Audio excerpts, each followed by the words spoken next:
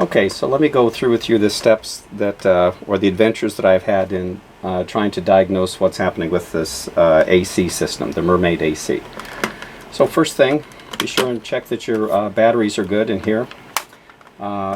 Took this off, and if you connect the red, the green, and the black wires together, and the AC starts and the compressor kicks in, then it's something to do with the thermostat. Okay? But we did a lot more to figure this out. So let me share with you some of the things that we've done. Okay, one was to do a barnacle buster rinse. So the way this is done is to get a little pump. This is a Rule 500, which is plenty. And it's connected directly in at the bottom here to the water in, which is on the bottom.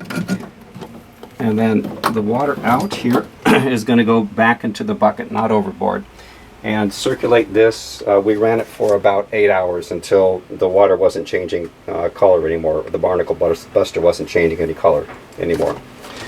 Okay, the next is there's this little red button on top of this green switch. You can see that, and it's a reset button. So if you press that reset, if it actually needs to be reset, then that means that this is tripped somehow. So you can test if this is bad by cutting these wires here, removing the connectors that are on there, and just connecting them to each other, and that will then eliminate that. Okay, under this little cap, which you need a special screwdriver. This is a 5/16 screwdriver to get to. If you take the black wire and connect it over to here, so you'll pull this off and connect that over to that, that will then bypass this and let you know if this element is working. I'm not quite sure what the heck this thing does, but the people over at Mermaid said that that was one of the tests that could be done. Okay, now let's go down here.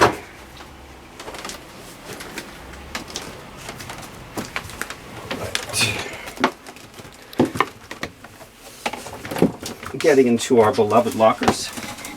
And I'll show you some of the things that I've gone through to diagnose this. So the seawater intake, this really has to be a nice straight shot all the way through to go into the strainer. In ours there was no strainer. It had been replaced. It had been taken out entirely. So apparently that's the service that they had done. Anyway, we replaced the strainer. It did have a little crack in the plastic bucket here, so perhaps that was introducing some air into the unit. This now is a nice clean line coming into the pump. We've replaced the pump as well. This is $200. It's a Little Giant, it's called. And also a nice clean line coming back into this. So at any rate, the idea is that these are all nice and clean and simple and straightforward and easy to come in.